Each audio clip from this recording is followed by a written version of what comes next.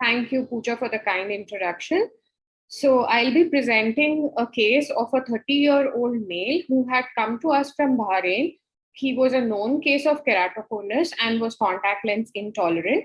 When he presented to us, he had a refractive cylinder of about minus 3.5 diopters in his right eye and a sphere of 3.5 diopters, minus 3.5 diopters with a cylinder of minus 5 in the left eye. His best corrected vision at presentation was around 612 parts and 618 in the left eye. His main complaint was ghosting of images, and he had issues with eye allergy, eye rubbing, and frequent change of glasses.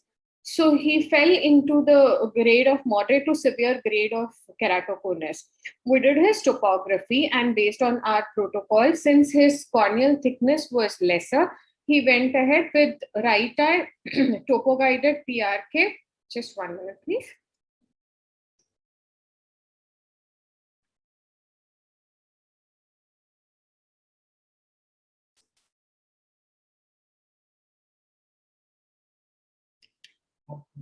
So he went ahead with right eye TPRK with cross-linking, and left eye he was planned for Intacs with cross-linking.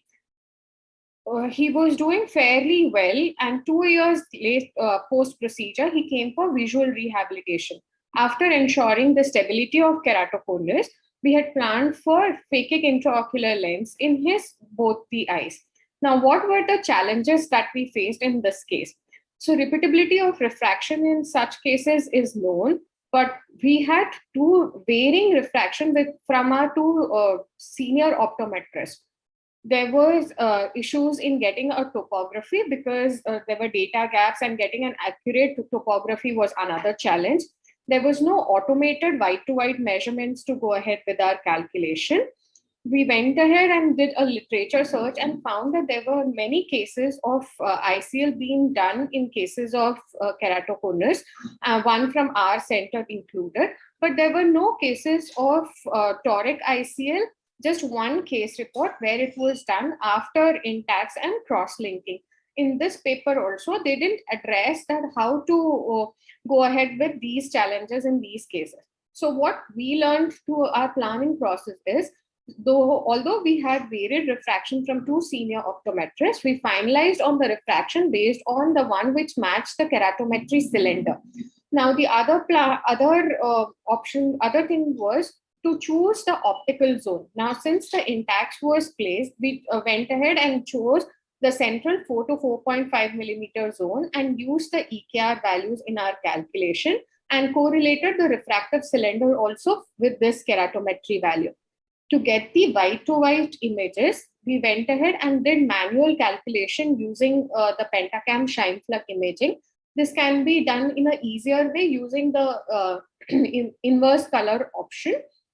And then after planning the post-procedure, patient was 6 parts unaided in his right eye and improved to 618 parts in the left eye, which was his best corrected vision at the time of presentation. So we were very happy. We had spent enough chair time with the patient explaining the amblyopia component and the guarded visual prognosis for his left eye. But our patient was extremely unhappy because after correcting his vision to the best possible way and making him spectacle independent, now he was facing issues with diplopia. He was not able to fuse his images. So we went ahead and did his orthoptic evaluation and found that other orthoptic parameters were okay except for amblyopia. So our literature research again revealed that inverse occlusion therapy in cases of adult amblyopia also works. Along with this, we gave him a couple of home-based exercises like software-based therapies, Martian ball and all. With that, he improved and explained him that, okay, neuroadaptation, that his brain would take a little while to get used to it. 6 months down the line, the patient was much more comfortable in terms of vision, and slow tapering of his home-based exercises was done. Similarly, there was another case of a doctor who was a community outreach physician who had come to us after visiting multiple ophthalmologists. Her main issue was she been a hyperope with +3 hyperopia and +2.5 in the other eye, was having now difficulty in her reading. She had main work to be done on her computer, and she realized that slowly the duration of work efficiency was decreasing. So, diagnosed as dysfunctional lens syndrome elsewhere, she was advised to go ahead with refractive lens exchange with one of the EDOF lenses.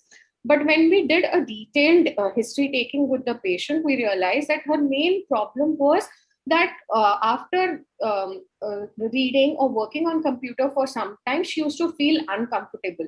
So got her detailed orthoptic evaluation done again. We found that in terms of binocularity, her vision was fine, but her near point of accommodation and near point of far point of accommodation both were decreased. So mainly she had NPA deficiency, accommodative facility loss.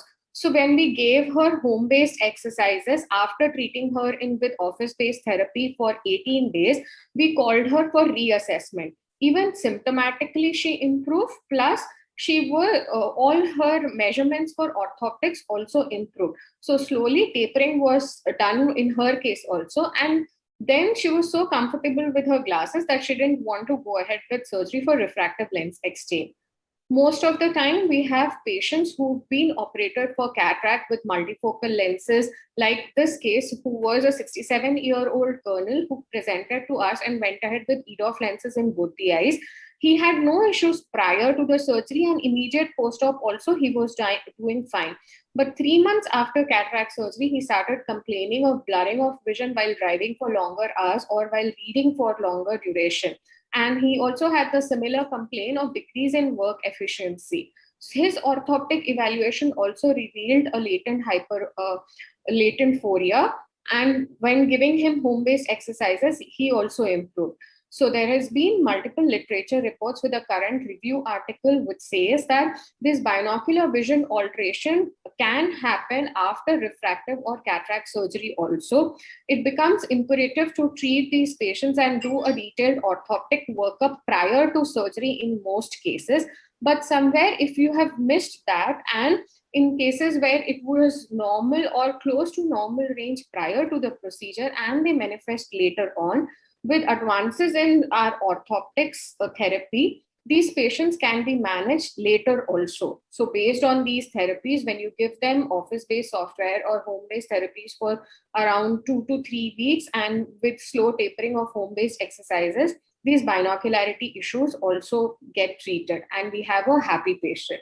So we need not lose hope on ourselves or our patients in terms of your surgical procedure. Just the right therapy at the right time will give you a happy patient. Thank you.